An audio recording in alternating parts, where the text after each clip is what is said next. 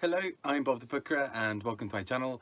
Today I wanted to talk about a prize that I really do love a lot, and that is the Republic of Consciousness prize.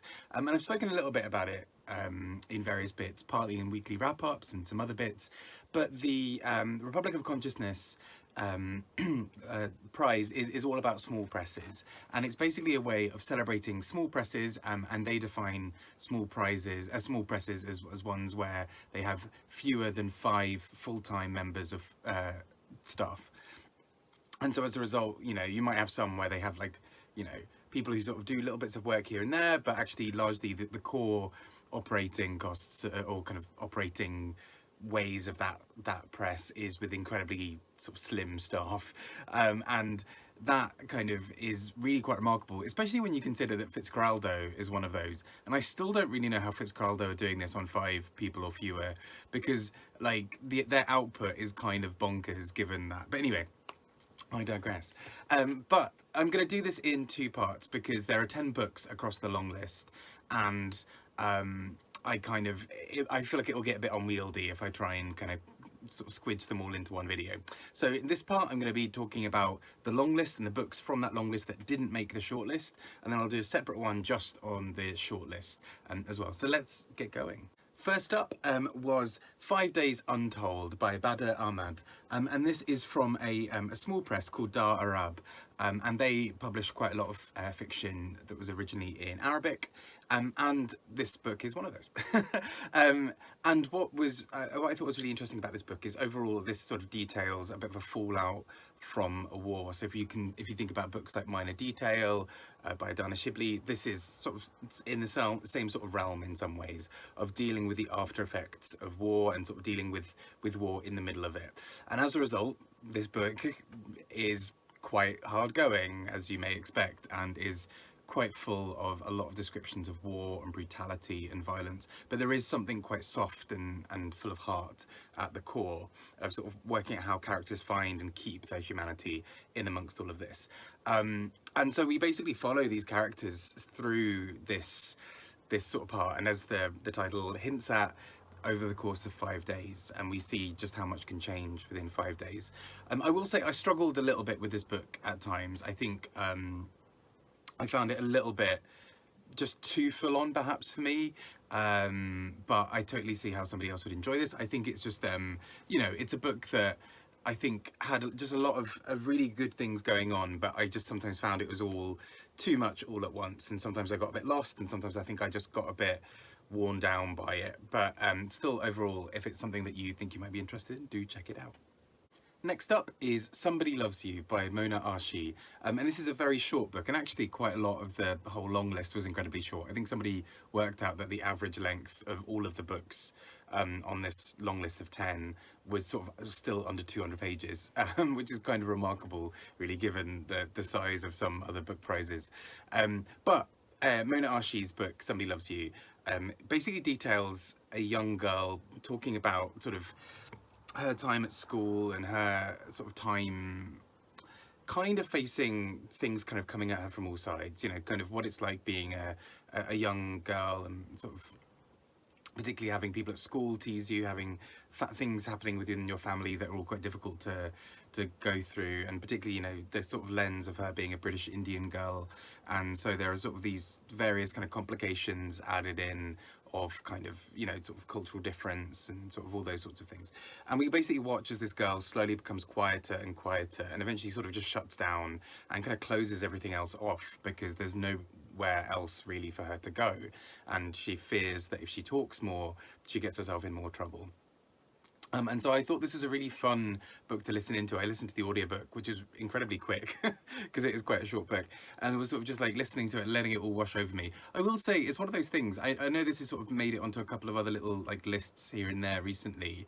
It's one of those books that I really enjoyed when I was listening to it, and then almost immediately afterwards, if you'd asked me what it was about, I don't know if I could have told you because there is something, I feel like it's less of a plot driven book, although there is plot in it.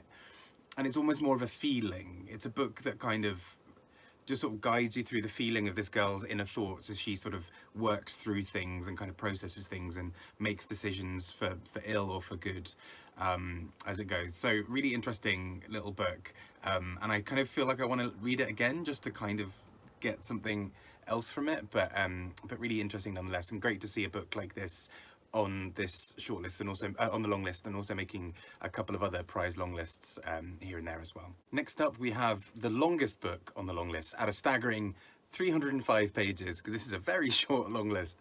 It is In the Dark by Anamaria, Crowe, Serrano.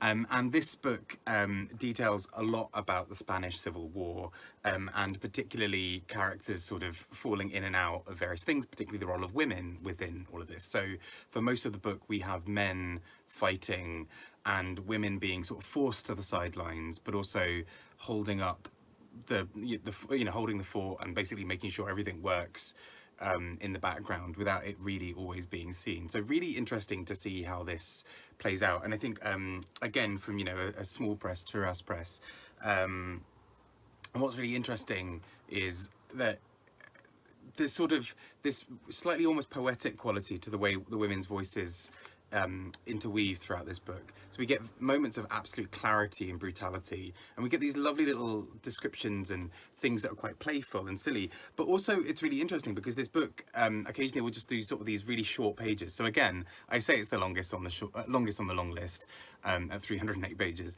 but equally, we've got a lot of pages where it's just really quite short.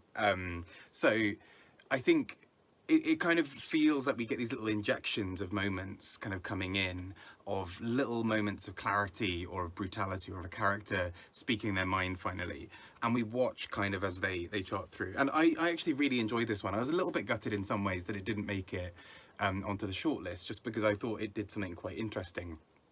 But at the same time, the shortlist, as we'll see in the sort of next video when I go to it, it is also full of some wondrous books as well. So I think it's quite tough to narrow down once you do get these. But anyway, I thought In the Dark was a really fun, I say fun, like, ooh, Spanish Civil War, how fun, you know what I mean? Like, as a book, really interesting, a great experience of reading, despite the incredibly dark subject matter at times as well.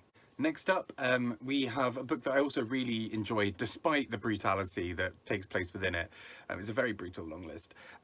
Is The Beasts They Turned Away by Ryan Dennis, published by Epoque Press, who also published What Willow Says, which won the Bobelian Prize and is just a glorious, gorgeous book. But this book, this is all set around an Irish farm, and particularly we sort of see how desperation and deprivation slowly just push down this sort of pressure on top of somebody to the point where they kind of crack. And so we see this farmer being really quite violent and brutal, and that particularly being taken out on a cow. And that can make for quite uncomfortable reading. It's really quite visceral and brutal and horrible in many ways. And it's not to excuse the violence, but we are, I think, meant to see that as a sort of as a almost natural, maybe not natural, but as a consequence and sort of an outcome of all of this pressure being put on somebody to make things happen. And they're almost so at their wits' end that their way of saving face is to push somebody else down. Doesn't make it right, but it's really interesting how this book explores that from the inside. And we watch this absolute violence. There's a moment where a sort of animal welfare inspector comes, and she sees the way that this cow has been treated, not necessarily it being hit, but just this sort of the way the cow's spoken about and the way it's not necessarily looked after, and sort of sees that as a symptom of everything that's going on. And it becomes this sort of thing of this man who's essentially been somewhat hermited in his little farm and is really facing ruin, is coping or trying to cope with all of that. And the sort of he gets quite hostile to this woman coming and sort of telling him what to do, but actually that is essentially what needs to happen. But he cannot see that because of his absolute stress and pressure and everything. So it's really quite grim as a book, but I think was really beautifully and really intelligently written. There's a lot of heart behind this, but it is amongst a lot of sort of difficulty to read. So if you don't necessarily get on very well with reading quite uncomfortable passages, maybe this isn't the best book for you. But actually, at the same time, I think there's a real power in this book behind that, and I think this would have been one of my choices, I think, for the shortlist personally. But still, I think the shortlist, as we'll come to soon, is a great one as well. Anyhow. And next we come to Jonas Elke's After the Sun, published by Lolli Press. This was also longlisted for the International Book of this year. It's the same press that published The Employees, which was also longlisted, maybe shortlisted, for the Booker last year, the International Booker last year. And this is a set of around, I think it's around 5 or 6 short stories. And there are 2 that are connected, which is sort of almost, which feel like they sort of probably occupy about half the book at least. They sort of take up most of its space. And they are concerned with essentially sex tourism in, I want to say it was Mexico. And there's this sort of very kind of lingering stares, and it's dealt with in this really interesting and brilliant way. So I really loved those 2 connected short stories. I felt I didn't necessarily connect with the rest of the book, unfortunately, and with the rest of the stories. But those stories do go into quite interesting areas. Like, they do talk about, for example, a couple navigating their own kind of family difficulties and how that kind of interacts. There's quite a lot being said generally about society in many parts of these books, these stories. And it's kind of quite an interesting set because it is just so kind of out there. It's quite queer in places. It's quite bold and quite brash. And there's something quite interesting about it. But then it also does go into these little quiet places of sort of very soft and very gentle. So actually, as a short story collection, is quite an interesting set. I just think something didn't connect for me with a lot of them, which is really unfortunate, because as I was listening to it, I did think, oh, these are pretty good, like I'm enjoying this, but I didn't really remember much about it almost as soon as after it finished, apart from these 2 stories sort of set in Mexico. So it's kind of quite an interesting thing, because I don't know, I've sort of seen from people on various Discords, including Kieran over at KD Books, some people really hated the stories that I loved and really loved everything else about it, or just hated everything about it. You know, it's a bit of a polarizing collection. So I do think it's worth checking out. It's very short as well, but I think nonetheless potentially worth checking out. Just maybe not my thing personally. There we go. But that takes us to the end of the long list, at least from the 5 that didn't make it to the shortlist. And I'll do a separate video about that shortlist, which will be coming shortly. But I have really enjoyed reading this. I think there's something so nice about supporting smaller presses. They often have a much harder time. You know, it's always a really big deal when a small press gets shortlisted or longlisted for a prize, because just the attention that they suddenly get, the amount of sales that they suddenly get is transformative for a small press.